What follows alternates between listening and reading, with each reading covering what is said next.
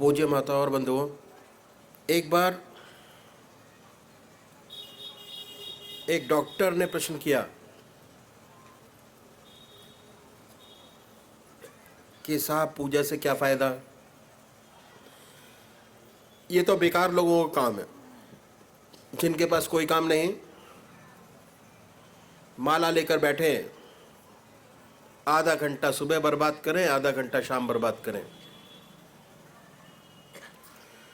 लेकिन जिनके पास काम है वो तो काम करे। हम लोग तो डॉक्टर हैं, आधा घंटे में 2 मरीज बचा सकते हैं।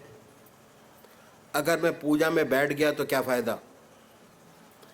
ईश्वर को किसने देखा है? क्या पता है कि नहीं, भगवान है या नहीं, इस चक्कर में क्यों फंसा जाए। अपना काम करें सीधा साधा। ऐसा प्रश्न उस डॉक्टर ने किया। सेवक ने काउंटर प्रश्न किया उसको कि आप सोते क्यों हैं? उस समय ना खाते हैं ना कुछ पीते हैं, 2 पारी लगाएं, रात को भी काम करें, दुगना कमाएं, वाई वेस्ट टाइम, समय की बर्बादी क्यों की जाए। वे चकरा गए। बोले अब क्या कह रहे हैं? अगर हम सोएंगे नहीं तो बीमार पड़ जाएंगे। ज़्यादा से ज़्यादा 2-3 माह चलेगा और अधिक चल भी नहीं सकता।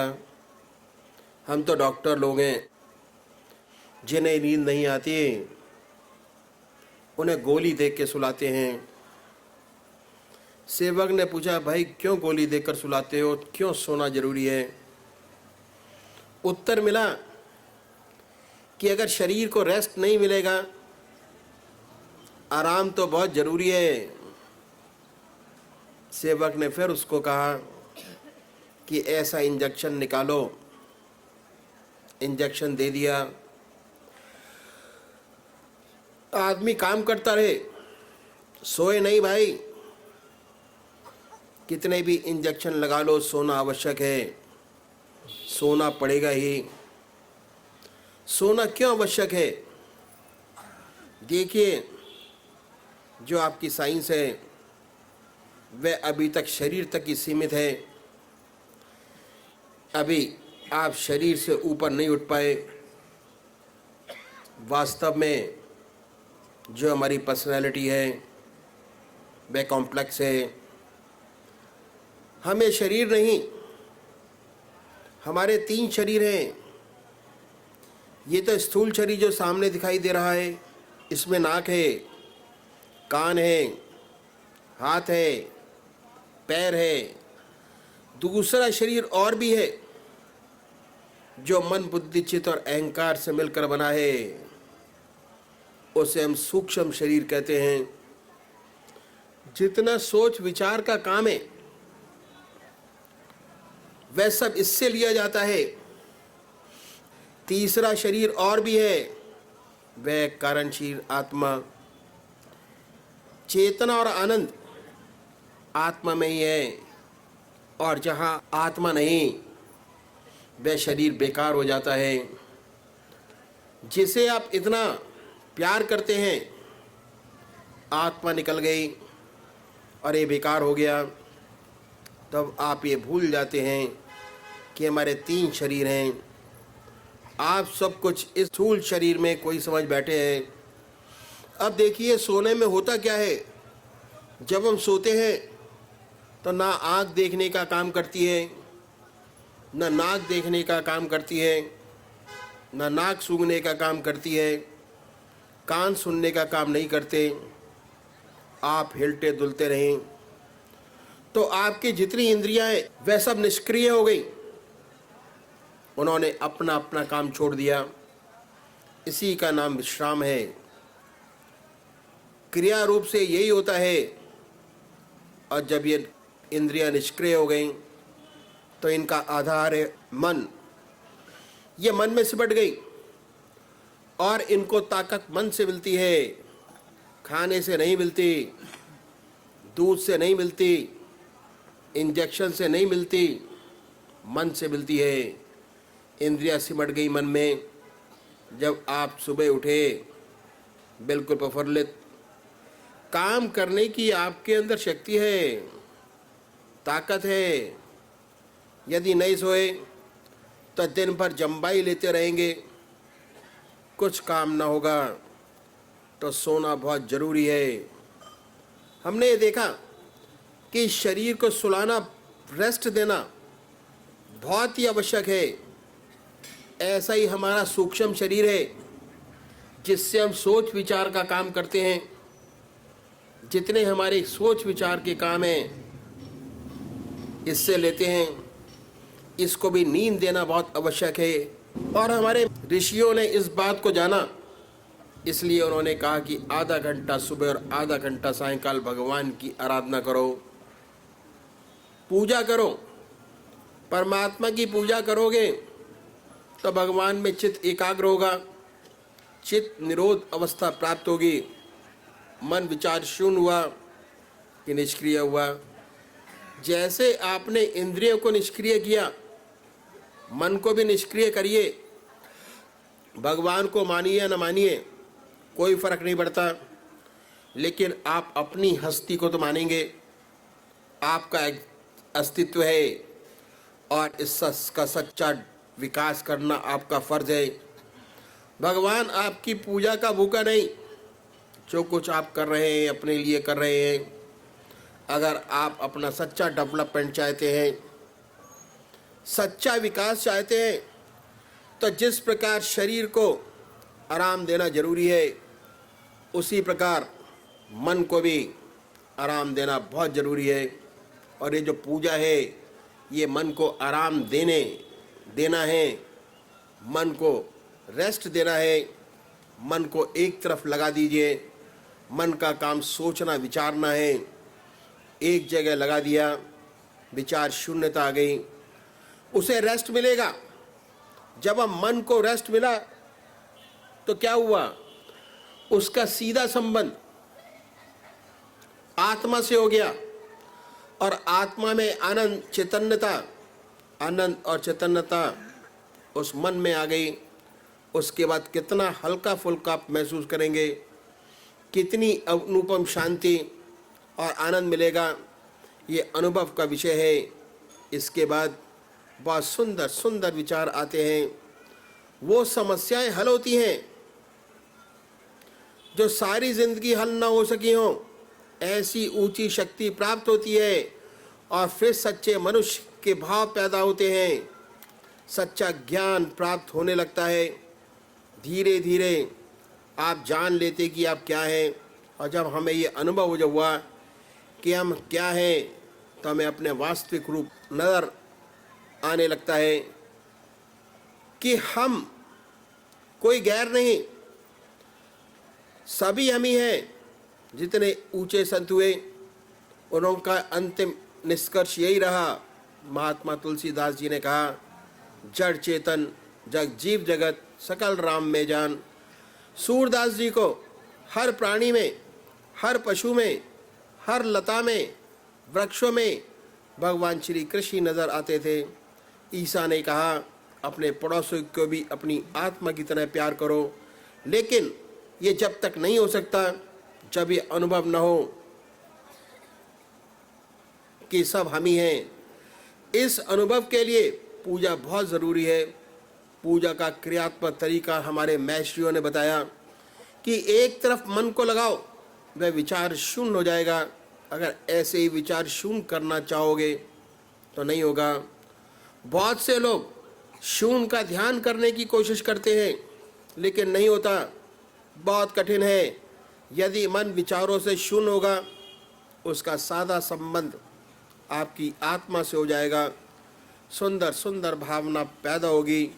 आप चाहेंगे कि संसार में जितने लोग हैं सब आनंद से रहें, सब सुखी हों, दुख संसार से मिटे, दूसरे की सेवा करने के लिए आप अपना जीवन न्यौछावर कर देंगे। साइंस और टेक्नोलॉजी ने बड़ी भारी तरक्की की, चंद्रमा पर पहुंच गए हम लोग, मिट्टी खरोच लाए, दूरदर्शन पर भी देखा। और इस उन्नति का नतीजा ये है कि हम अपने मन को रेस्ट नहीं देते, हमारे महर्षियों ने के बताए मार्ग पर नहीं चलते। इसलिए जितनी हमारी प्रवृत्ति है सब पशुवत व्रति है, एक भी मनुष्य के गुण हमारे अंदर नहीं। बहुत कम लोग ऐसे हैं जिनमें मनुष्यता के गुण हैं। इसलिए आज क्या है, हर देश हथियार बना रहा है, और बड़े बड़े भयंकर हथियार, अणुबम, मिसाइल, जहरीली गैसें और क्या नहीं, एक से एक खतरनाक हथियार दिए किए जा रहे हैं। किसके लिए? मनुष्य का दुश्मन कौन हो सकता है? यही शेर, चीते, इनके लिए तो एक बंदूक काफ़ी है, एक राइफल बहुत है। इस सब की क्या ज़रूरत है? मिसाइल की क्या ज़रूरत? एटॉमिक वेपन्स की क्या ज़रूरत? मनुष्य को मारने के लिए, हमारी अपनी ही मनुष्य जाति को बर्बाद करने के लिए, अपने को मारने के लिए नहीं हैं। आज आंकड़े ऐसे हैं, ऐसे खतरनाक हथियार बन चुके हैं कि अगर गलती से चल जाए और युद्ध छिड़ जाए, इन सारे हथियारों का इस्तेमाल हो जाए, तो आज जितने दुनिया के मनुष्य मात्र हैं उन्हें 40 बार जन्म लेना पड़ेगा, तब ये हथियार खत्म होंगे। पूर्व सर्वनाश, इतने खतरनाक हथियार हमने बनाए हैं, और पैसा कितना खर्च होता है इन पर। अगर इस सारे पैसे को एकत्र कर लिया जाए, दुनिया की भलाई के लिए खर्च किया जाए, तो आज दुनिया की शक्ल बिल्कुल बदल जाए, पृथ्वी स्वर्ग हो जाए। को ना कोई आदमी बगैर काम का रहे, ना कोई आदमी बगैर घर बार का रहे, इतनी सुंदर हालत हो जाए। परमात्मा ने हमारी पृथ्वी को स्वर्ग बनाया है। जितने एस्ट्रोनॉट हैं जिन्होंने उड़ानें भरी, कहते हैं कि सबसे सुंदर ग्रह पृथ्वी है, ऐसा सुंदर ग्रह कोई नहीं। तो भगवान ने स्वर्ग बनाया, लेकिन मनुष्य ने अपनी कटुता से, नीच प्रवृत्ति से इसे नरक से बदतर बना रखा है। युद्ध का पता नहीं कि कब छिड़ जाए। आइंस्टाइन ने बहुत सुंदर लिखा है कि जिस पूता पर आज हम चंद्रमा पर या कहाँ कहाँ पहुँचे हैं, उसने लिखा है, मैं नहीं जानता दुनिया का तीसरा विश्व कैसे लड़ा जाएगा, लेकिन यह पूर्ण रूप से जानता हूँ, अगर चौथा विश्व युद्ध हुआ तो डंडे और पत्थरों से होगा। बहुत सही लिखा है, अगर एक दफ़ा लड़ाई छिड़ गई, चाहे गलती ही छिड़ गई, सबका सफाया। दुनिया की भारी बुरी हालत है, लेकिन सब अपने अपने अहंकार के चूर में हैं। मैं बड़ा, मेरा नेशन बड़ा। सच्ची मनुष्यता है ही वह नहीं है। उसकी वजह यह है कि हम ऋषियों के, महर्षियों के बताए को भूल रहे हैं, मार्ग को। तो हम देखते हैं कि भगवान आपकी पूजा का भूखा नहीं। अपने विकास के लिए, मनुष्य मात्र की भलाई के लिए, संसार की भलाई के लिए ये पूजा परम आवश्यक है, बहुत ज़रूरी है। जब मन नींद आ जाती है तो आत्मा को भी नींद आ जाती है। कहा है, जब दिल को नींद आ जाती है और रूह भी गाफिल होती है। जब दिल को नींद आ जाती है और रूह भी गाफिल होती है, तब मैं अकेला होता हूँ और यार की महफिल होती है। जब मन सो जाता है, आत्मा भी सो जाती है, तब परमात्मा का दिव्य दर्शन होता है, तब सच्चा ज्ञान प्राप्त होता है। तब पूजा बहुत आवश्यक है। अगर हम सच्चा विकास चाहते हैं, सच्चा संसार का हित चाहते हैं, दुनिया का हित चाहते हैं, तो पूजा बहुत ज़रूरी है। अपने आप को, अपने मन को रेस्ट देना पड़ेगा। हमारे महर्षियों ने, मुनियों ने अपने अनुभव के आधार पर इसको जाना और इस बात पर जोर दिया कि हर मनुष्य को आधा घंटा सुबह और आधा घंटा सायंकाल संध्या वंदना अवश्य करनी चाहिए, ध्यान अवश्य करना चाहिए। तो हमारे महर्षियों ने बताया कि चाहे आप गृहस्थी हो या सन्यासी, कोई भी आधा घंटा प्रातःकाल संध्या वंदना अवश्य करनी चाहिए और आधा घंटा सायंकाल, ये 2 समय निश्चित कर दिए। हमारे महर्षियों ने हमारे देश में 99% लोग ऐसे हैं जो परमात्मा को मानते हैं, ईश्वर को मानने वाले हैं और अपने किसी न किसी ढंग से पूजा करते हैं। बहुत से लोग तो आधा घंटे से ज़्यादा पूजा करते हैं। यदि हम उनसे पूछें कि इस पूजा का क्या लाभ, तो 4 बात बताने के वे खामोश हो जाएंगे। पहली बात ये कि भाई ईश्वर का नाम लेना अच्छी बात है। हमारे घर में मंदिर है, हमारे दादाजी पूजा करते थे, हमारे पिताजी पूजा करते हैं, हम करते हैं और हमारे देखा देखी हमारे बच्चे भी पूजा करते हैं। ईश्वर परस्त है, अच्छा है, और आप इससे ज़्यादा क्या चाहते हैं? अगर हम ये पूछें कि इससे क्या कोई आंतरिक लाभ हुआ, ऐसे बहुत कम लोग होंगे जो कहेंगे हुआ। इन संतों ने कहा कि हम एक आपको ऐसा तरीका बताते हैं, यदि आप इस तरीके से पूजा करेंगे तो आपको विशेष लाभ होगा, जिसे हर कोई अपना सके। ऐसा तरीका बताया जिसे हर कोई अपना सके, चाहे किसी भी मजहब का मानने वाला हो, किसी भी धर्म का अनुयायी हो, अपने धर्म के मत पर चलते हुए कर सके। ऐसी बात बताई और तरीका मैं आपके सामने रखता हूँ। संसार में हर मजहब में 2 प्रकार के व्यक्ति हैं, एक साकार पुजारी और दूसरे निराकार। ये बहुत पुराने ज़माने से चले आ रहे हैं, इनमें कोई नई बात नहीं।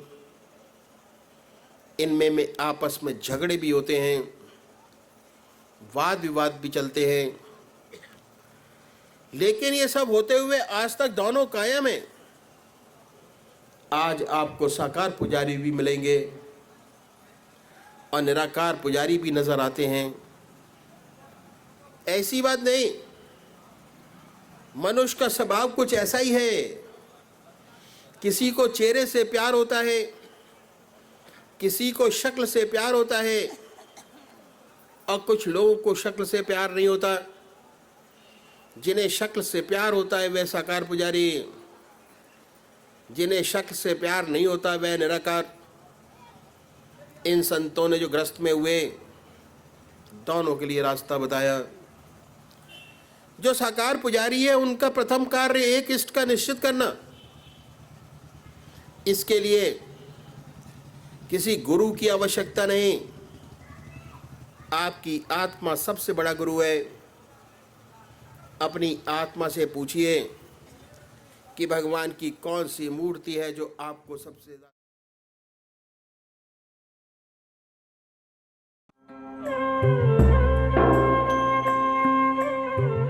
ध्यान योग के कार्यक्रम आनंद योग से निशुल्क जुड़ने के लिए संपर्क करें 9810239677।